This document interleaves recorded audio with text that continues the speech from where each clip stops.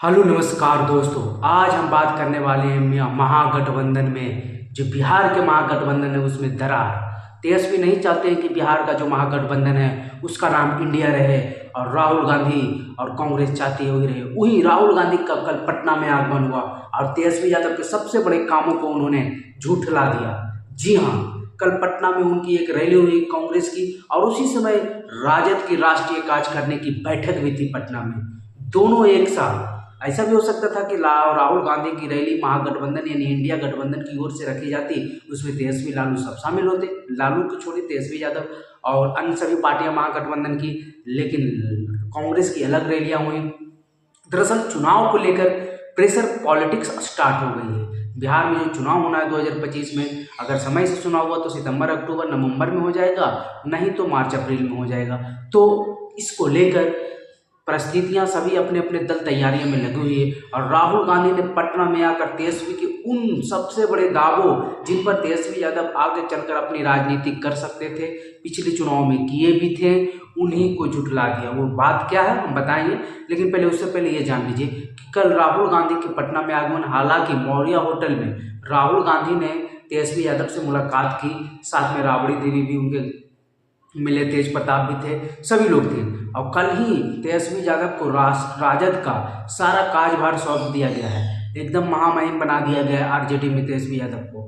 लालू यादव सिर्फ नाम के राष्ट्रीय अध्यक्ष रह गए हैं। अब जो भी काम देखना होगा आरजेडी का 2025 में चुनाव को लेकर, सभी सारा कार्यभार तेजस्वी यादव देखेंगे। और तेजस्वी यादव आरजेडी की ओर से मुख्यमंत्री का चेहरा भी घोषित हो चुके हैं, यानी कि अब महागठबंधन की मानिए तो तेजस्वी, क्योंकि सबसे बड़ी पार्टी आरजेडी ही है, तो आरजेडी ने अकेले में ही तेजस्वी यादव को मुख्यमंत्री का चेहरा घोषित कर दिया। ना कांग्रेस से परमिशन, ना मुकेश सहनी, ना लेफ्ट।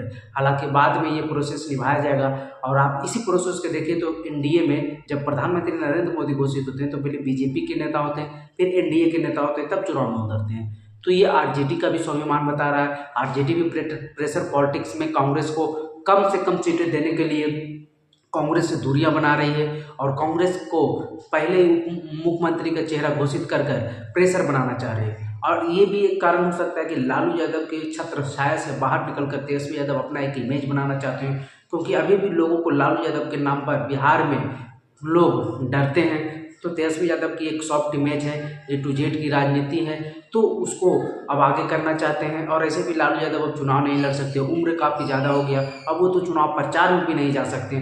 तो इसके चलते तेजस्वी यादव को आगे किया गया। वही राहुल गांधी जब कल पटना में आए तो वो बिहार के स्थानीय मुद्दों को नहीं उठाए, ना ही बीपीएससी का मुद्दा हुआ, ना लैंड सर्वे का मुद्दा हुआ, और ना ही जो स्मार्ट मीटर लग रहा है उसको लेकर, और जो भी बिहार में छोटे मोटे मुद्दे हैं, जो स्थानीय मुद्दे हैं, उनको लेकर नहीं। क्योंकि बिहार में अब चुनाव है, चुनाव की तैयारियों को लेकर राहुल गांधी आए थे कल पटना।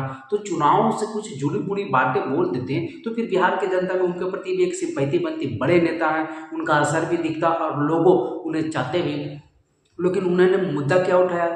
सड़ा पचा मुद्दा हुई फिर से संविधान की बात, जो एक ही मुद्दा राहुल गांधी लोकसभा चुनाव से उठा रहे हैं और पूरे अभी तक कैंपेन जितना भी किए, हरियाणा हारे, महाराष्ट्र हारे, जहाँ भी हारे, और लोकसभा चुनाव में हालांकि उनको अच्छी परफॉर्मेंस मिली, फिर भी एक ही मुद्दे बार बार उठाए जा रहे संविधान।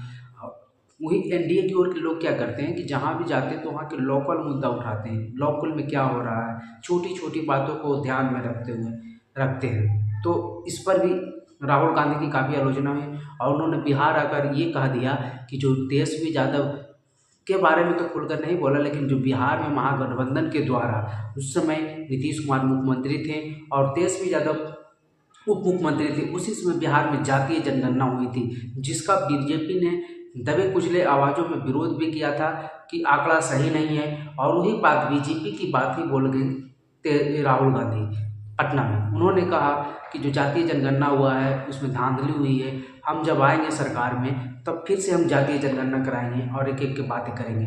तो इसमें तो तेजस्वी यादव भी उसमें सरकार में थे, कांग्रेस भी सरकार में थी और नीतीश कुमार मुख्यमंत्री थे, तो उन्होंने तेजस्वी यादव पर सीधा सीधा आरोप लगा दिया। क्योंकि इसलिए मैं कह रहा हूँ क्योंकि तेजस्वी यादव इस घटना का पूरा श्रेय अपने पास लेना चाहते हैं। ये वाला नौकरी देने वाली घटना और ये जातीय जनगणना का श्रेय तेजस्वी यादव लेना चाहते हैं, और इसी पर राहुल गांधी ने सवाल खड़ा कर दिया।